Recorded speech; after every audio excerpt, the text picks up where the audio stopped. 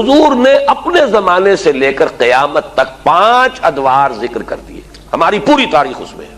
مسند احمد ابن حنبل کی روایت ہے رحمہ اللہ، اور راوی ہے حضرت نعمان ابن بشیر رضی اللہ تعالی عنہ، تکون النبوۃ فیکم ما شاء اللہ ان تکون، مسلمانوں تمہارے مابین نبوت رہے گی جب تک اللہ چاہے کہ رہے، یعنی میں بنفس نفیس موجود رہوں گا تمہارے مابین جب تک اللہ چاہے گا۔ اس کے بعد انک میت وانہم لمیتون، اے نبی آپ کو بھی موت آئے گی اور ان کو بھی آئے گی، انتقال تو ہونا۔ فرمایا ثم یرفع اللہ اذا شاء یرفعها، پھر اللہ جب چاہے گا اس نبوت کو اٹھا لے گا، یعنی میرا انتقال ہو جائے گا، وصال ہو جائے گا صلی اللہ علیہ وسلم، وفداہ آباؤنا و امہاتنا۔ پھر دوسرا دور آپ نے فرمایا ثم تکون خلافتا علی منہاج النبوۃ، پھر دور ہوگا خلافت کا جو نبوت کے نقش قدم پر ہوگی۔ یہ الفاظ بڑے اہم ہیں، عام طور پر ہمارے ہاں جو لفظ زیادہ معروف ہے اور بول چال میں زیادہ آتا ہے وہ خلافت راشدہ آتا ہے۔ اس سے اچھی طرح نوٹ کر لیجئے یہ اصطلاح حدیث میں نہیں آئی ہے، خلفائے راشدین کا لفظ آیا ہے، علیکم بسنتی و سنت الخلفاء الراشدین المہدیین، اے مسلمانوں تم پر لازم ہے کہ میری سنت کا اتباع کرو اور میرے خلفائے راشدین المہدیین کی سنت کا اتباع کرو، لازم ہے تم پر۔ لیکن خلافت کے ساتھ جو صفت آئی ہے وہ یہاں نوٹ کیجئے، یہ عام نہیں ہے، اس کو اب ہم عام کر رہے ہیں اپنی مطبوعات کے ذریعے سے۔ خلافت علی منہاج النبوہ، منہاج منہج راستہ طریقہ، بعین ہی نبوت کے نقش قدم پر خلافت۔ یہ بعین ہی کا لفظ اس قدر زور دے کر میں نے کیوں ادا کیا ہے اس کو سمجھ لیجئے۔ خلافت راشدہ میں وہ نظام جو محمد عربی صلی اللہ علیہ وسلم نے بنفس نفیس قائم کیا، بعین ہی بتمام ہی بکمال ہی جو کا تو قائم رہا ہے۔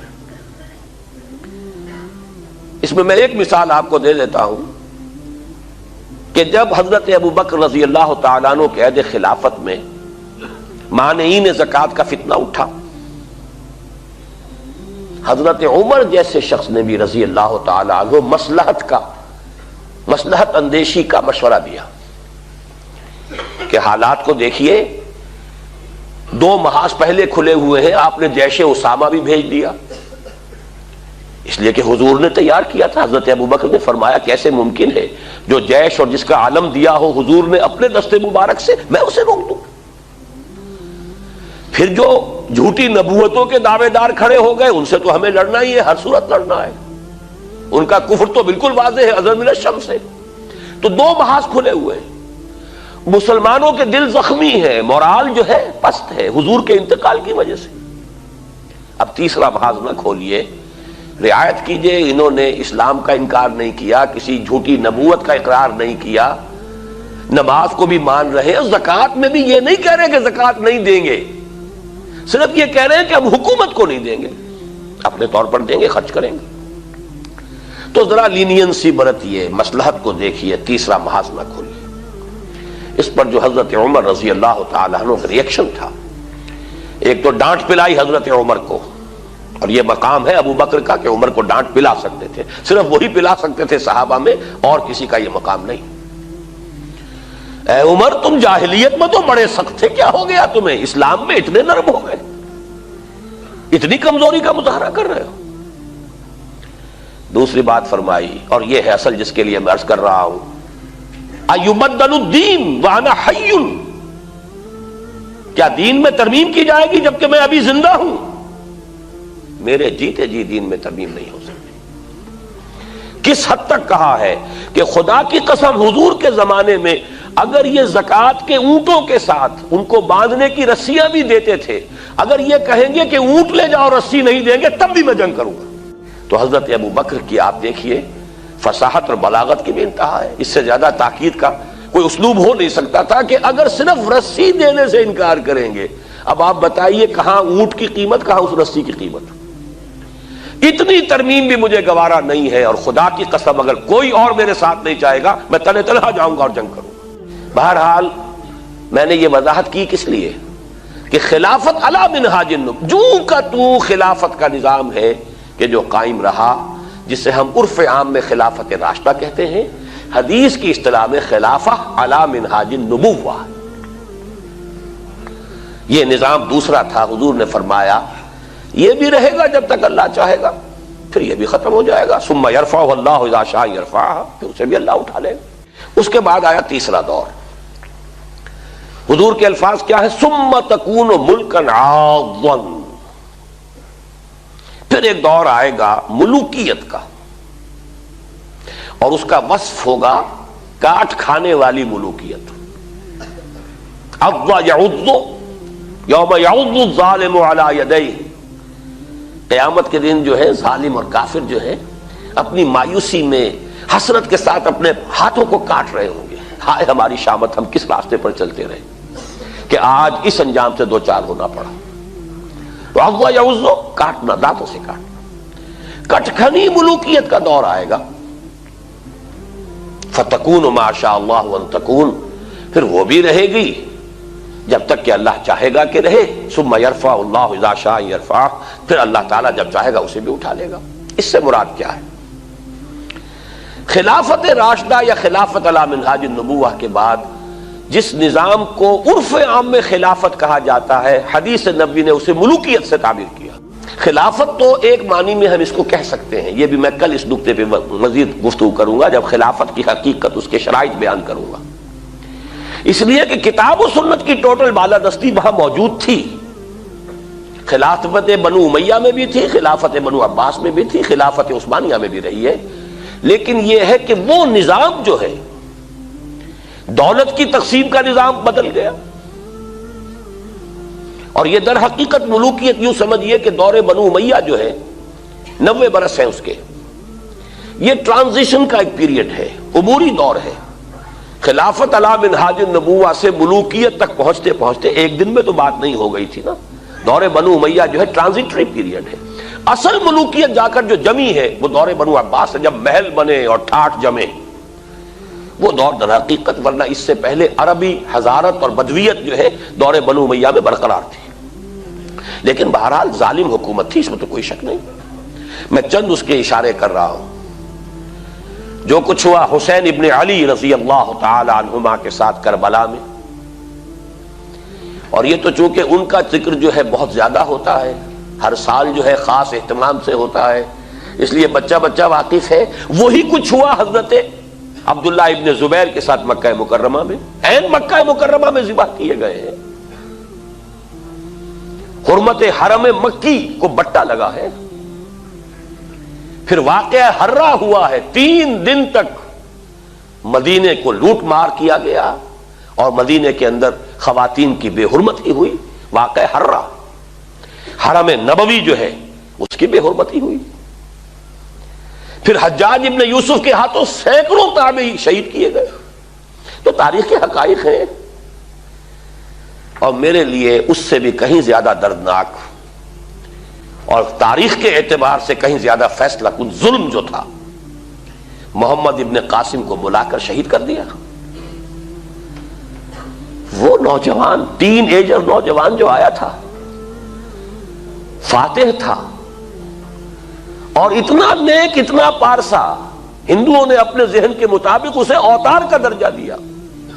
وہ تو اپنے ذہن سے سوچیں گے نا، مورتیاں بنا کر مندروں میں رکھ دی گئی جن کو پوجا جا رہا تھا۔ ایسا نیک، اتنا صالح، اتنا پارسا، ایسا متقی، ایسا عادل حکمران، اگر کہیں انہیں موقع مل گیا ہوتا تو اسی وقت ہندوستان پورا فتح ہو جاتا۔ لیکن ملوکیت کو سب سے بڑا خطرہ لاحق ہو جاتا ہے اگر کوئی شخص اتنا پاپولر ہو گیا تو ہمیں خطرہ ہے، ہمارے اقتدار کو خطرہ ہے۔ وہاں تو سوچنے کا انداز یہ ہوگا کیا جرم تھا محمد ابن قاسم کا؟ تاریخ خاموش ہے، بے گناہ بلایا گیا، شہید کر دیا۔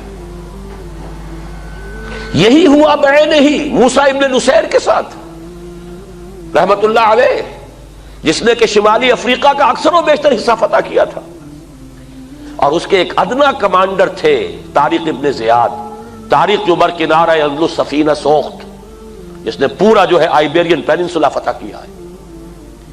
موسیٰ ابن نصیر کو بھی بلا کر جان بخشی کر دی گئی. بوڑھے تھے بہت، ورنہ یہ کہ اتنا ذلیل کیا گیا ہے، تیز دھوپ میں کھڑا رکھا گیا ہے، بے ہوش ہو کر نیچے گرے. خطرہ دونوں سے ایک ہی بات کا تھا کہ ہماری بادشاہت کو ان افراد کی یہ پاپولیرٹی جو ہے اس سے خطرہ لاحق ہو گیا. یہ ہے وہ، ابھی تو یہ دور میں ابھی بنو امیہ کی بات کر رہا ہوں ساری، پھر جو بھی ٹھاٹھ جمے ہیں اور جو عیش ہوئے ہیں، اور کوہ قاف کا سارا نسوانی حسن جو ہے جو بغداد کے محلوں میں آیا ہے، پھر رقص و سرود جو بھی ہوا ہے، سب کچھ سب کو معلوم ہے. الف لیلہ جو ہے بغداد کی 1000 راتیں جو ہے، یہ ساری کی ساری داستانیں ذہن میں رکھ لیجئے. یہ ہے بہرحال تیسرا دور. چوتھا دور آپ نے فرمایا ثم تکون ملکا جبریا، پھر ایک اور ملوکیت آئے گی اور وہ ہوگی مجبوری والی ملوکیت. چونکہ ہمارے پاس کوئی گواہی موجود نہیں ہے کہ اس کا فرق حضور سے پوچھا گیا ہو کہ حضور یہ دونوں ملوکیتوں کا کیا فرق ہے. ملوکیت کاٹ کھانے والی ملوکیت، اور پھر چوتھا دور ہے ملوکیت جبری ملوکیت. تو آپ نے کیا جواب دیا؟ کوئی ریکارڈ نہیں ہے، نہیں معلوم اس وقت کیا سمجھا گیا. آج ہمارے سامنے روز روشن کی طرح واضح کہ اس سے مراد کیا ہے. پہلا ملوکیت کا دور وہ تھا کہ ملوک مسلمان تو تھے، کلمہ گو تو تھے. پھر ملوکیت جو آئی ہے ہم پر وہ غیر مسلموں کی حاکمیت اور غلامی، western imperialism, European powers, colonial powers, برطانیہ کے غلام، فرانس کے غلام، اٹلی کے غلام، ولندیزیوں کے غلام. یہ غلامی، یہ چوتھا دور ہے جس کی کہ حدیث میں خبر دی گئی. یہاں میں اس وقت صرف اشارہ کر رہا ہوں، تفصیل سے آج ہی بعد میں عرض کروں گا. یہ چوتھا دور ابھی ختم نہیں ہوا، ایک اعتبار سے ختم ہوا ہے، ایک اعتبار سے جاری ہے. ختم اس اعتبار سے ہوا ہے کہ ڈائریکٹ رول، براہ راست غلامی ختم ہو گئی. تماشا دکھا کر مداری گیا، انگریز اور اس کے فوجی گئے، فرانسیسی گئے، ولندیزی گئے، اطالوی گئے، سب گئے. ڈائریکٹ رول ختم، اس اعتبار سے ختم ہوا. لیکن انڈائریکٹ رول برقرار ہے، رول بائی پراکسی یا ریموٹ کنٹرول، سب ان کے شکنجے میں. ہماری معیشت ان کے شکنجے میں، ہمارے وسائل ان کے قبضے میں، ہمارے ذہن ان کے قابو میں. اور اب تو جس درجے CNN اور نہ معلوم کس کس کے ذریعے سے ہمارے ذہنوں کے اوپر جو بھی جبر آ رہا ہے، کہاں بچ کر جائے گا؟ کون بچ سکے گا؟ پھر یہ کہ اس سے پہلے ابھی ہم تہذیبی انداز میں غلام، علم میں بھکاری، ٹیکنالوجی میں بھکاری، ان کے دست نگر. تو در حقیقت یہ چوتھا دور جزوی طور پر ختم ہوا ہے، لیکن در حقیقت معنوی اعتبار سے ابھی اس کا تسلسل جاری ہے. میں نے اکثر جگہوں پر اس کو کراچی کے حوالے سے بیان کیا. کراچی میں لانڈھی، کورنگی، شاید یہی معاملہ ہوگا، اور جو یہ نیو کراچی وغیرہ میں بھی جو بس سٹاپس آتے ہیں، 3 نمبر، پھر 3.5 نمبر، پھر 4 نمبر، پھر 4.5 نمبر، پھر 5 نمبر. تو ہم 4.5 نمبر پر کھڑے ہیں اس وقت. چوتھا دور ایک درجے میں ختم ہوا ہے، ایک درجے میں ابھی باقی ہے، اس پر میں بعد میں عرض کروں گا. اور ابھی جو اس کا آدھا حصہ باقی ہے وہ پہلے سے کہیں زیادہ تلخ ہے، اس کے شدائد اور مصائب پہلے سے کہیں بڑھ کر ہوں گے. لیکن وہ میری گفتگو میں بعد میں آئے گی بات. اب آئے ہم آخری دور پر. حضور نے فرمایا بہرحال اس کو بھی ختم ہونا ہے. ثم یرفعہ اللہ اذا شاء یرفع، پھر اس دور کو بھی اللہ اٹھا لے گا جب چاہے گا کہ اٹھا لے. ثم تکون خلافتا علی منہاج النبوہ، پھر دور آئے گا خلافت علی منہاج النبوہ کا. یہ ہے وہ نوید جاں فضا، یہ ہے وہ خوشخبری موجودہ مایوس کن حالات میں